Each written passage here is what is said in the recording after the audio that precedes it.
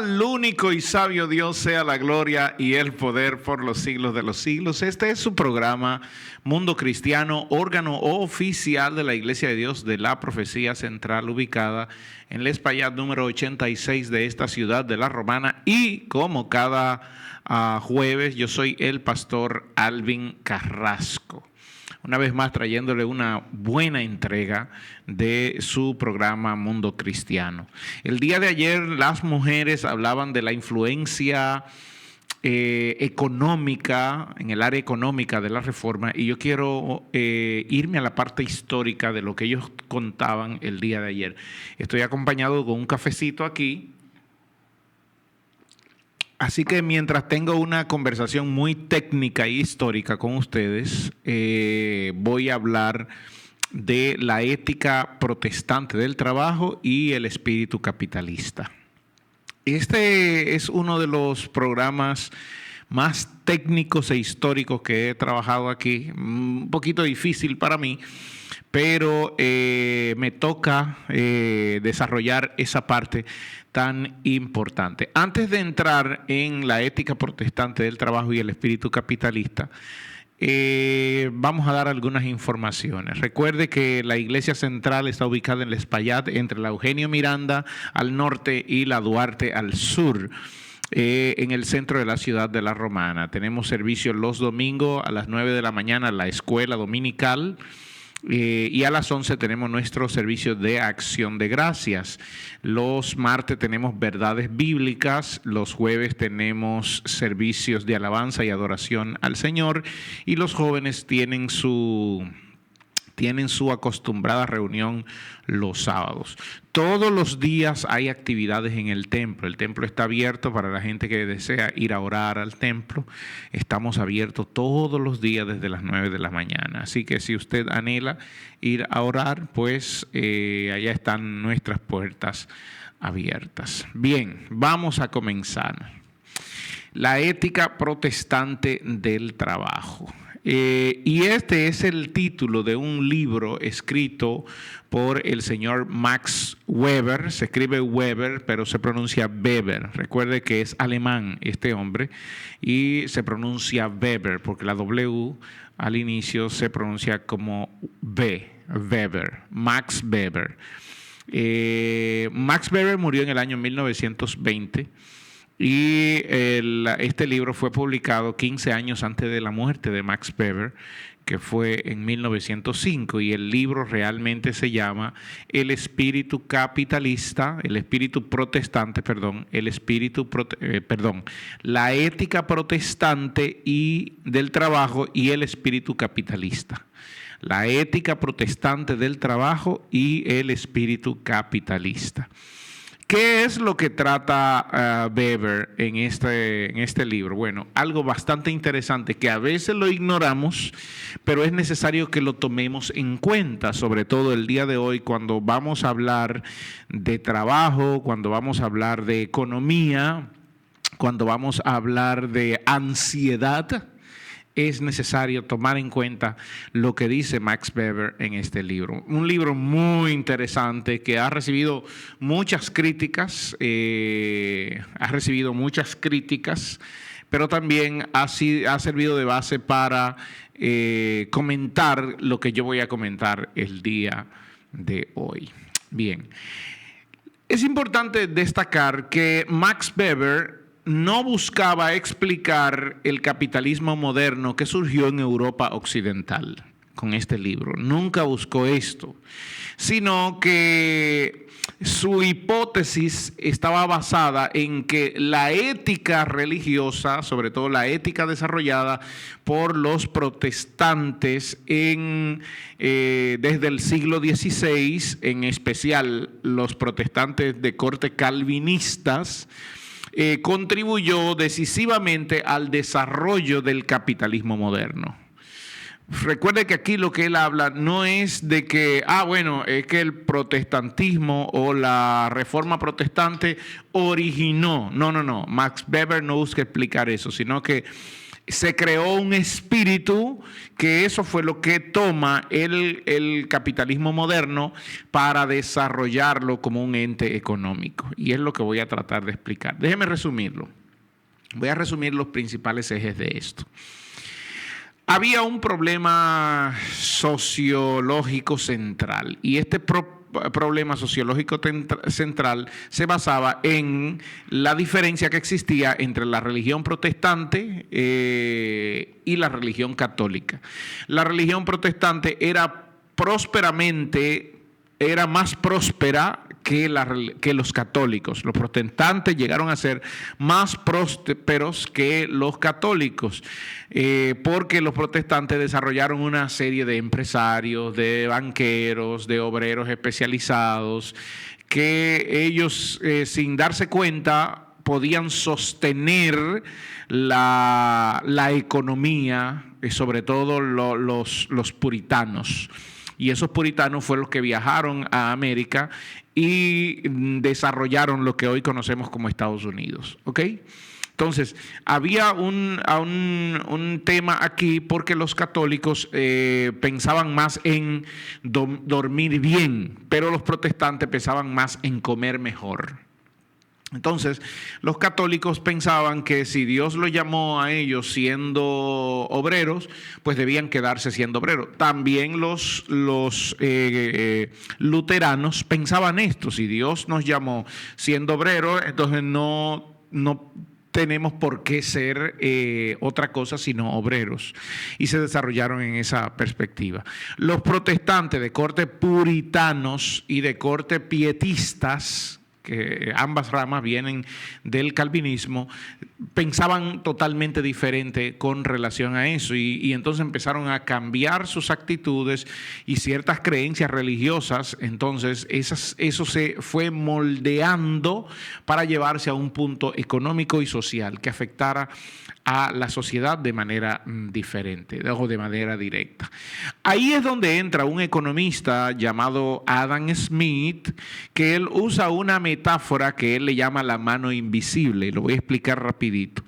Esta metáfora de la mano invisible de Adam Smith lo que habla es que cómo las acciones egoístas de los individuos en un mercado libre benefician a la sociedad y al conjunto de esta sin que esa sea la intención. Por ejemplo, mi actitud egoísta, quiero construir una plaza, por ejemplo, vamos a ponerlo así. Aquí en Vista Catalina, en La Romana, Vista Catalina es un lugar de clase media aquí en La Romana.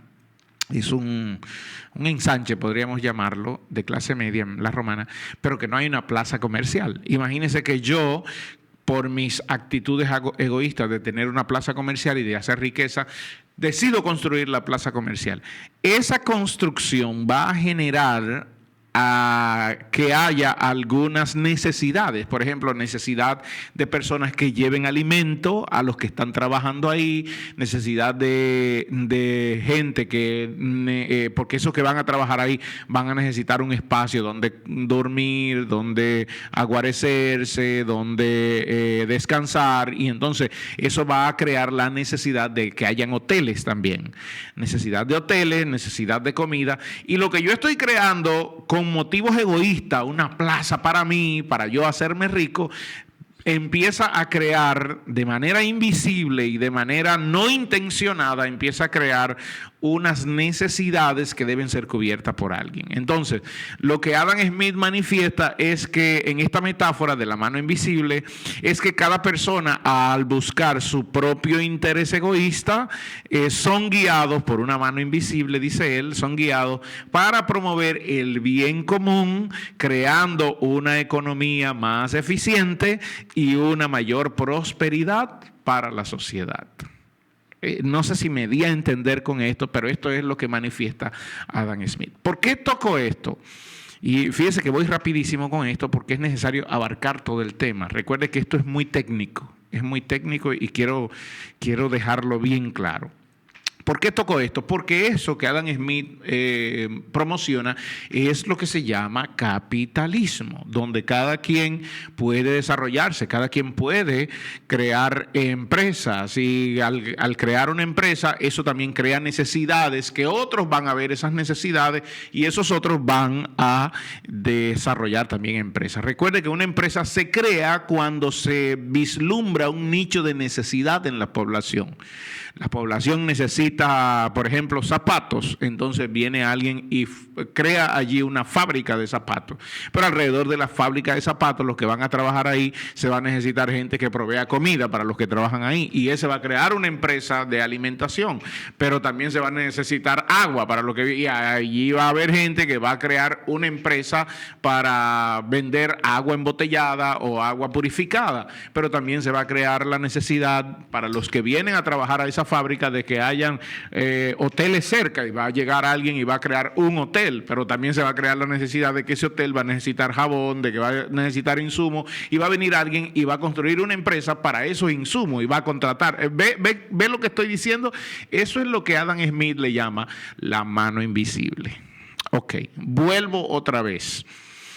Eso es el capitalismo. No sé si lo entendimos ahí. Capitalismo es eso y es el modelo económico en el que vivimos actualmente. ¿Cambiará? ¿Podrá cambiar esto? Bueno, es probable que sí. El capitalismo nació entre el siglo XVII, siglo XVIII y siglo XIX. Ya en el siglo XIX se fortaleció con la llegada de la industrialización. Pero eso fue el capitalismo que derrumbó todos los modelos económicos anteriores. Ahora bien, Max Weber lo que está diciendo no fue que el protestantismo o que la reforma creó esto, sino que la reforma creó el espíritu del capitalismo. Y lo explico. Ok, vuelvo. La ética protestante del trabajo. Los protestantes... sobre todo los protestantes alemanes, ellos confundieron una palabra inglesa que usaban los puritanos ingleses y luego los pietistas alemanes no usaron esa palabra, sino que usaron otra palabra. La palabra era calling, que era como llamado, que hablaba de la vocación. Los protestantes ingleses usaban calling para referirse a la vocación, a para qué Dios nos había llamado. Y era algo especial, un don que Dios nos había dado y nos había llamado para que nosotros usemos ese don. Los protestantes alemanes confundieron esa palabra con Beruf, que es una palabra alemana que significa profesión. Entonces ellos confundieron vocación con profesión. Recuerde que vocación es para lo que fuiste llamado. Profesión es a lo que te dedicas. ¿Ok? Y eso puede variar, pero para los alemanes esto no varió. Entonces dieron la idea de que dieron al traste con la idea y empezó a enseñarse de ahí en adelante que toda labor humana puede ser una vocación divina. Es decir, cosa que los luteranos rechazaban y los católicos rechazaban, los protestantes puritanos y pietistas empezaron a abrazarlo. ¿Y por qué empezaron a abrazarlo? Ojo con esto, antes de explicar por qué empezaron a abrazarlo. Esto entonces creó en ellos lo que se conoce como la dignidad religiosa del trabajo secular. El comerciante, el artesano ya no veía en su profesión a lo que se dedicaba, sino que ellos tenían que ver que su profesión era su vocación, era su llamado y por lo tanto debían hacerlo para glorificar a Dios y para dar muestras de su salvación. Max Weber, refiriéndose a eso, decía que el cumplimiento del deber dentro de la vocación se convierte en el medio supremo para agradar a Dios. Así era como lo veían los protestantes. Entonces, el trabajo protestante, en contraste, fue disciplinado, fue racional y fue parte de la expresión de la fe. Y ahí es donde viene la ética protestante del trabajo, que empezó a desarrollarse sobre todo a finales del siglo XVI. ¿Cuál fue el aporte? Mire, la doctrina de la predestinación de Calvino o de las escuelas calvinistas en ese momento, recuerdo, la doble predestinación lo que enseña es que Dios eligió desde antes de la fundación del mundo un grupo para ser salvo y otro grupo para perderse. Es decir, Dios hizo una división. Es lo que explica la doctrina de la doble predestinación. Desde antes de la fundación del mundo, ustedes saben que nosotros los pentecostales no lo creemos así. No lo creemos así porque la Biblia, vemos la Biblia desde otra óptica. Pero quiero referirme al punto histórico. Yo no estoy aquí para atacar doctrina ni nada de eso, sino para referirme al punto histórico, porque esto está marcado en la historia. Entonces, ese concepto de la doble predestinación que empezó a predicarse en el siglo XVI, después de la Reforma Protestante, empezó a traer una profunda ansiedad entre los cristianos, sobre todo los cristianos calvinistas. Entiéndanlo. ¿Por qué? Porque ellos no sabían si habían sido elegidos o no. Como se estaba hablando de la doctrina de la doble predestinación, ellos no sabían si habían sido elegidos o no. Y entonces esta profunda ansiedad existencial en el espíritu de ellos llevó al creyente a tener dudas sobre si eran salvos o si no eran salvos. Por lo tanto, aquí es donde surge la argumentación, y es lo que sostiene Max Weber, llevó a un comportamiento, esto llevó a los cristianos a un comportamiento metódico, racional y disciplinado. ¿Por qué? Porque se decía, si tú estás trabajando en una empresa y lo que ganas lo gastas, entonces eso es una señal de que tú no eres salvo. No sé si me doy a entender. Es una señal de que tú no eres elegido. Si tú estás trabajando en una empresa y lo que quieres es tiempo libre para vaguear, entonces es una señal de que no eres elegido. Por lo tanto, eso fue lo que llevó a los cristianos de la época a un pensamiento metódico, a un pensamiento racional y a un pensamiento disciplinado. Trabajo porque este trabajo honra a Dios y recuerde que de las 5 solas, lo primero eran 4 solas nada más, eran 4 solas. La sola número 5, que es solo la gloria a Dios, nació también en este contexto. Todo lo que yo hago es para la gloria de Dios. Todo lo que yo hago es para la gloria de Dios. Entonces, empezaron a trabajar de manera para evitar esa ansiedad espiritual, empezaron a ser racionales, a ser disciplinados, y esto manifestaba como que era una señal de salvación en su propia conducta. Y eso eran signos de que habíamos sido elegidos. Entonces, el éxito del trabajo y la prosperidad, porque si tú trabajas y entonces no gastas, porque había que tener cuidado con el gasto también, porque si gastabas el dinero que trabajabas duro y lo gastabas mal, entonces era una señal de que no eras salvo. Era una señal de que no era elegido, porque los elegidos trabajan duro, son disciplinados en su trabajo, son atentos en su trabajo, atienden a tiempo, llegan a tiempo a sus trabajos, trabajan, prosperan y no gastan de manera desordenada. ¿Y eso qué fue lo que hizo?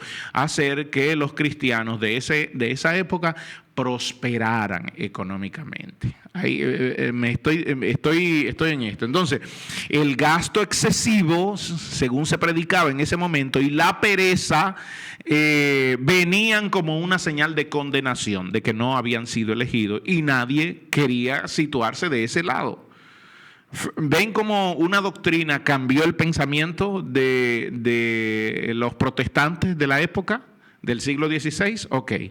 Entonces, ahí es donde nace la ética de la sobriedad, ahí es donde nace la ética de la productividad, y ahí es donde nace la ética de la racionalidad económica. ¿Qué quiere decir? Que ahora ellos pensaban para hacer las cosas correctamente, porque todo era para la gloria de Dios, y que esto manifestaba que sí habían sido elegidos. Ahora, entendamos que cuando hablamos del espíritu capitalista, no se refiere simplemente al deseo de riquezas, sino que también se refiere a una actitud moral. A eso es a lo que Weber llama el espíritu, la ética protestante y el espíritu capitalista. Es a la actitud moral y racional hacia el trabajo y la ganancia.